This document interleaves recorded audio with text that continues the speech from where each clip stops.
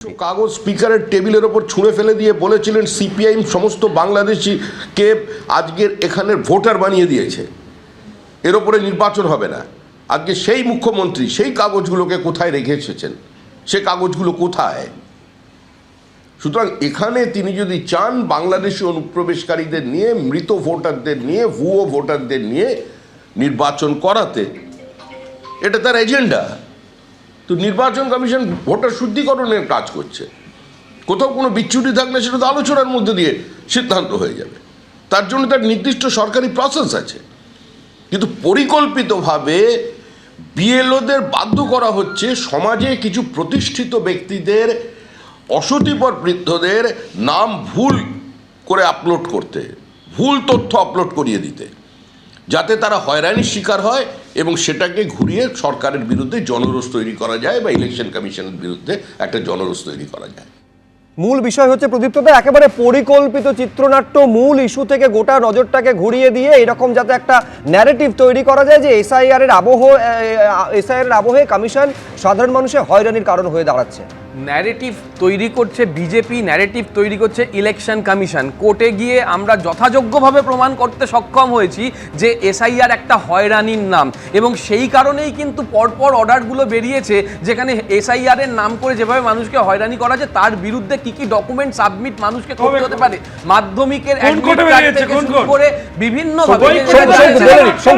এইখানে সৌমিক বাবু যেটা বলছেন 2005-এর সময়, 2006 ভোট হয়েছে, 2011 ভোট হয়েছে, 16 ভোট হয়েছে, 21 ভোট হয়েছে, তারপরে ভোট হয়েছে আমাদের লোকসভার ভোট। তার মধ্যে 2011 সালে হয়ে গেছে আমাদের জনগণনা। মাথায় রাখতে হবে, জনগণনা প্রত্যেক বছর, প্রতি বছর ভোটের সময় ভোটার তালিকা সংশোধনের কাজ করে গিয়েছে এই ইলেকশন কমিশন। শুধু তাই নয়, বাই ইলেকশনের সময় নির্দিষ্ট এলাকাতেও হয়েছে এই। প্রদীপ্তদা আজকে বিরোধী দলনেতা, এক সেকেন্ড প্রদীপ্তদা, বিরোধী দলনেতা আজকে একটা মারাত্মক অভিযোগ করেছেন। তিনি বলছেন যে মুখ্যমন্ত্রী মমতা বন্দ্যোপাধ্যায় ডিইও মানে যারা জেলা শাসক তাদেরকে মুখ্য সচিবদের দিয়ে কখনো মনোজ পান কখনো নন্দিনী চক্রবর্তীকে দিয়ে দুবার বৈঠক ডাকিয়েছেন। সেখানে দুবার গিয়ে তিনি নির্দেশ দিয়েছেন যে কিভাবে এসআইআর প্রক্রিয়া ভণ্ডুল করতে হবে।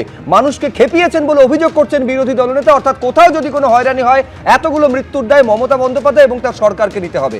অভিযোগ শুভেন্দু অধিকারী। 1,25,00,000 বাংলাদেশি এবং রোহিঙ্গার নাম বাদ দেব। পয়েন্ট নাম্বার 1, 52 জন বিএলও জেলে আছে বিহারে। এখানেও দেখে নেব, কেউ কিন্তু ভুলভাল বলবেন না। কে বলেছিল, কার দায়িত্ব নিয়ে বলেছিল? শুভেন্দু অধিকারী বলেছিল। আর শুভেন্দু অধিকারীর কথা বলছো, কখন কি বলে সেটা তো কেউ জানে না।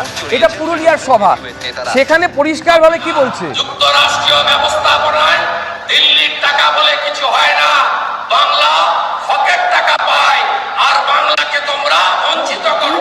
এটাই তো বলছি। ফলে কে কখন কি বলবে সেসব নিয়ে বলতে হবে না। যাকে চোর বলেছিল বিজেপি, যাকে চোর বলেছিল বিজেপি, সে আজকে বিরোধী দলনেতা। বিরোধী দলনেতা। আমি দুজনকে থামালাম। আমি বলছি এই এসআইআর এর আবহে সংঘাতটা কোন জায়গায় যাচ্ছে? চয়ন ভট্টাচার্য। এসআইআর প্রক্রিয়ায় রাজ্যের একাধিক জায়গায় বিএলওর উপর থেকে তৃণমূল পক্ষ থেকে চাপটা দেওয়ার অভিযোগও যেমন আছে, তেমনি আমরা পরিষ্কারই বলছি এসআইআর নিয়ে প্রথম থেকে তৃণমূল এবং কমিশনের সংঘাতের নাটকটা চলছে।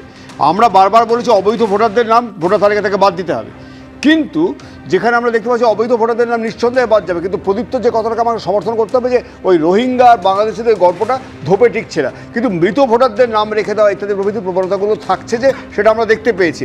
এবং বিশেষ করে আমরা দেখেছি, আমরা যখন ভুয়ো নামগুলো এমনেশন হয়রানি টয়রানি নিয়ে অভিযোগ করছি, সেগুলোর সময় রাজ্য পুলিশ আমাদের কর্মীদের উপর লাঠি চালিয়েছে। আমার জেলা উস্তিতে ওখানে এই এসআইআর নিয়ে হয়রানির বিরুদ্ধে আমরা যখন ডেপুটেশন দিতে গেছি, আমাদের কমরেডদেরকে জেলে দেওয়া হয়েছে, তারা জামিন পেয়েছেন সম্প্রতি।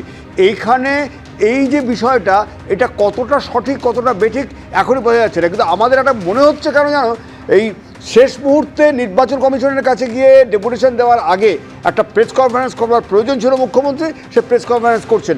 দিল্লিতে পরিযায়ী শ্রমিকদের যখন হেনস্থা করছিল বিজেপি, কোথায় ছিলেন উনি? শুধুমাত্র ধর্ম এবং ভাষার কারণে ওখানে হেনস্থার পর হেনস্থা হতে হয়েছে পরিযায়ী শ্রমিকদের।